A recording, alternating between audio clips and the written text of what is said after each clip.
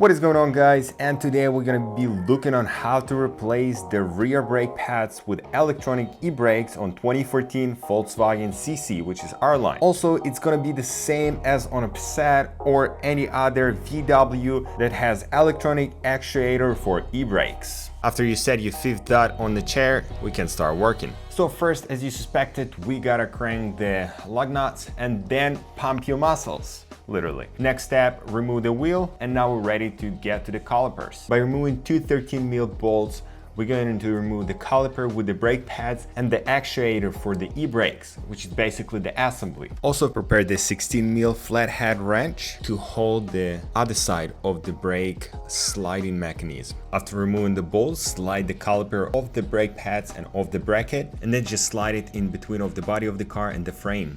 Remove the old brake pads by just sliding them off, one from the outer side and one from the inner side. Also, one of the downsides not buying the OEM one compared to the aftermarket. The aftermarket came with the wrong clips, which is basically for brake pads, kind of they slide on. I'm gonna show you on a picture here. They came with the wrong size and we did not replace them. But after all, we cleaned them with the brake pad cleaner as well as used that brake pad grease. After we finish installing the brake pads, we start working with the e-brake motor, which is ideally has to be reset with the scan tool, but we did it manually. So on the top of the caliper, we have our e-brake motor, which is held with two T30, and you know what to do next. Undo them. There are O-ring inside, so you're gonna have a little bit of challenge to remove it, but after you remove that, you can set the motor to the side and work with the caliper. On the top of the caliper, we have hole from the motor shaft, which gonna feed T40 socket, hand tied by turning clockwise. Now we can push the piston all the way down with the special tool, which is gonna be listed in the description below, or you can purchase it from the local store and start reassembling. Add a little bit of oil or grease on an O-ring for smooth reunion.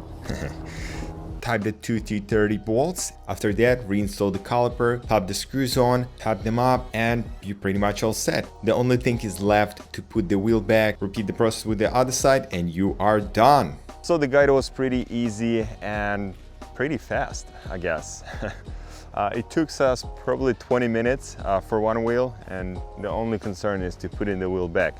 Anyway, sometimes it happens, but yeah, if you like the video, please put the thumbs up button there, subscribe my channel, and leave me a comment below. I'll see you next one. We're gonna be with V-Code Media replacing his brake pads on his Volkswagen CC R line. The license plate is OBX06088. So if you see that reckless bastard on the road and he's speeding, call the police.